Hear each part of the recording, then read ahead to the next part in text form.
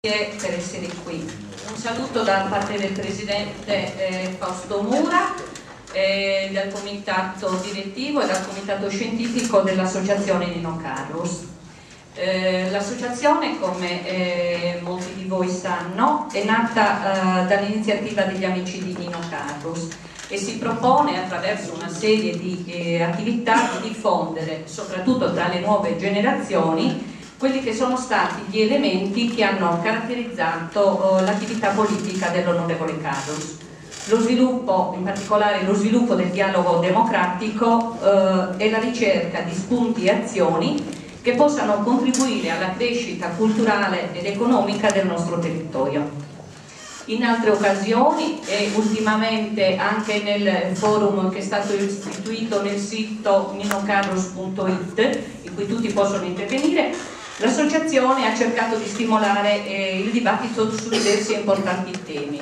Ne sono nate delle analisi semplici, complesse e delle proposte anche molto interessanti, riguardanti lo sviluppo nella sua accezione più ampia.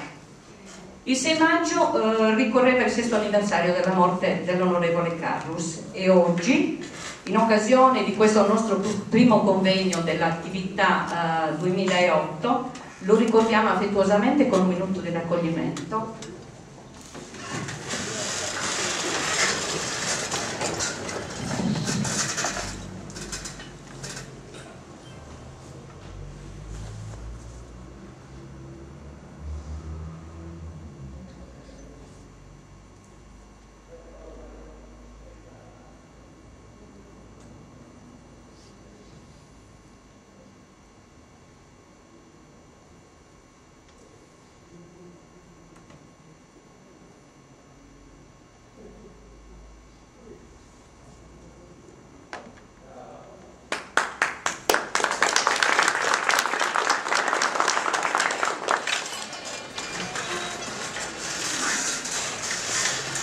Prima di iniziare un saluto, un ringraziamento particolare ai relatori di questo convegno, la senatrice Mariangela Bastico, già vice ministro della pubblica istruzione nella passata legislatura, il professor Silvano Tagliagambe, ordinario della facoltà di architettura dell'Università Gli Studi di Sassari, il dottor Marco Pizzaris, che ha seguito le fasi di accompagnamento alla costituzione del polo tecnico professionale.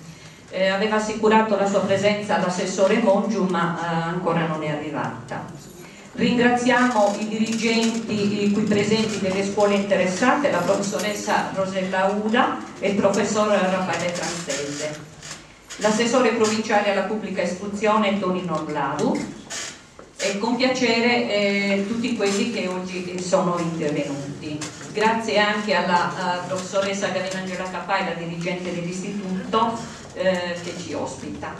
Il luogo privilegiato di svolgimento di questo convegno non poteva naturalmente che essere la scuola, un luogo per eccellenza dove si produce, si crea e si trasmette conoscenza.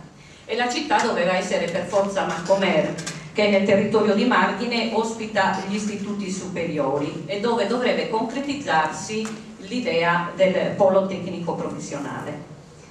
Il convegno di oggi inaugura quindi l'attività 2008 dell'associazione.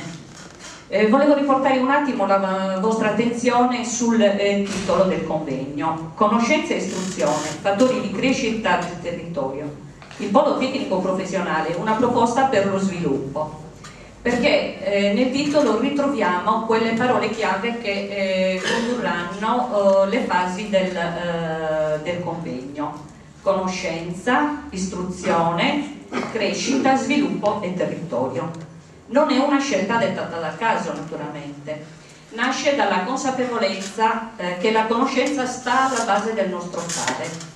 Rappresenta la prima fonte di ricchezza nei diversi settori, diviene un elemento indispensabile per sottrarci al degrado in cui ci siamo avviati a causa dell'interruzione di quel processo di crescita che è stato avviato fra tanti dubbi e difficoltà e può diventare il volano per un diverso sviluppo del nostro territorio.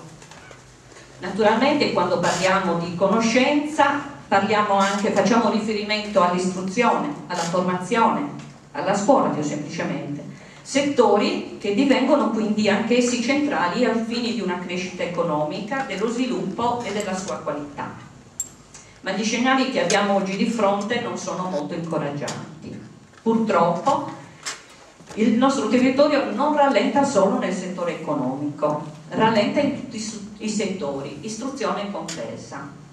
Restano molti i giovani con scarse conoscenze, aumenta il divario fra coloro che hanno le conoscenze e coloro che non le hanno, la lotta all'abbandono scolastico ha subito una battuta d'arresto e gli abbandoni sono i segnali più evidenti e immediati del fenomeno di vera e propria descolarizzazione.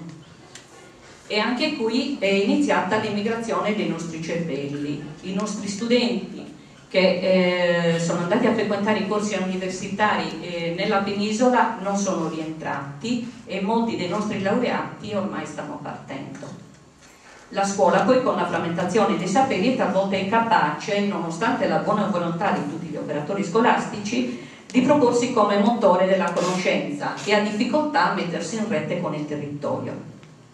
Tuttavia noi siamo convinti che la conoscenza rappresenti una leva cardine per il rilancio di un'efficace politica di sviluppo, oltre che di crescita della professionalità delle persone, all'interno di un sistema di integrazione tra il mondo dell'istruzione, della formazione professionale e quello del lavoro, un sistema non in verticale ma in orizzontale naturalmente.